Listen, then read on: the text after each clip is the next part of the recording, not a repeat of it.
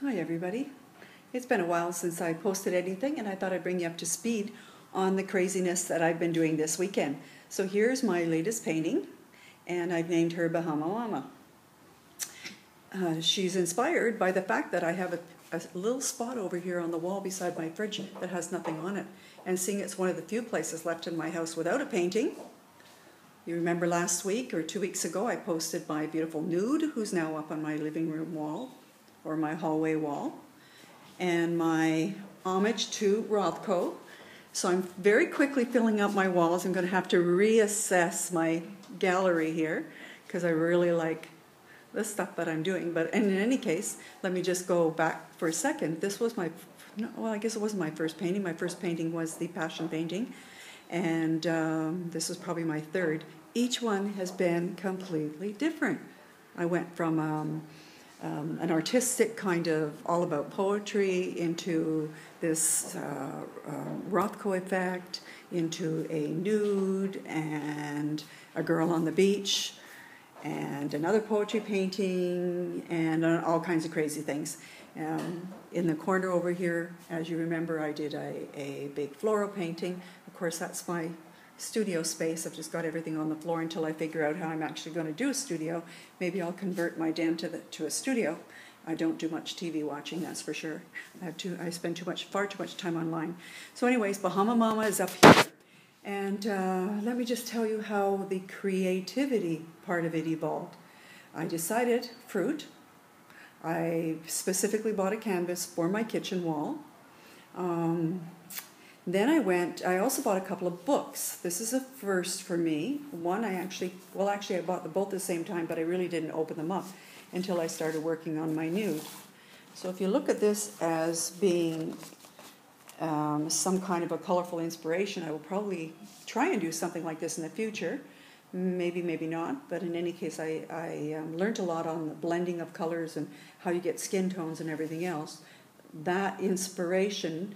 And then I took a black and white photograph that I'd taken and turned it into this. So even though there's very little resemblance to the two, it taught me how to blend colors and everything else. So I did a little bit from here with the fruit as well, picking up, how do you, for example, how do you make a basket?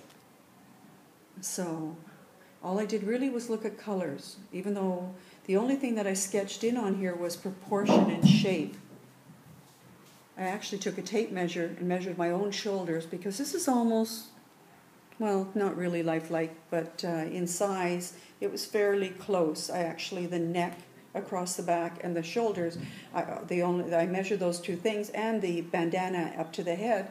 I measured them on myself just to get proportion because it's something that I didn't know how else to do that. I think it came out all right. And then imagine the basket of fruit on her head. And I just sketched them in by hand, and I really didn't do too much with the fruit. I sort of did a soft hand, like softly sketched it in. And then I took, I had some bananas to work with. These are pretty pathetic looking bananas, kind of like half dead. But anyways, it's my painting and I like it, so it doesn't matter. And then I've got my favorite mangoes in here, which are by far my favorite fruit. And I don't know, she's cute, and she's going to go on my wall, and she matches the swimming pool tiles that I had installed all over my kitchen wall. I absolutely adore them, the beautiful turquoise, so the colors are the same. So it's interesting, it doesn't really matter what you start with and how you go. You can take classes if you want, but if you just feel to paint, just go for it. In this case, that's all it is. I felt like I wanted to paint, and I love color. And I bought first colors that I love to live with, and then I took it from there. So it's something to, I guess it's not a lot different than everything in life. When you're ready, things start to appear to you for you, and you just take your time and enjoy it. Enjoy the process. I think I spent about 5 hours on this one, and the time just seemed to fly. And with the concentration and everything else, before you know it, she was finished. I don't have much patience for going from one day to the next. The beauty of acrylics, of course, is that they dry very quickly. That makes it easy to work on the different color ranges because, as you can see, with the brown skin tone, I had to be really careful for it not to run into the blues and not, and, you know, I had to make sure certain things were dry. The same thing with the red cherries up on in the fruit basket. So I hope you enjoy. And again, I just want to thank you very much for coming on my website, or actually coming on my videos and checking out what I'm up to. And don't forget, I have thelovefix.com, www.thelovefix.com, which is my poetry website. And my books are both on Amazon. They're both on there, and you can see from the writing if there's anything that interests you.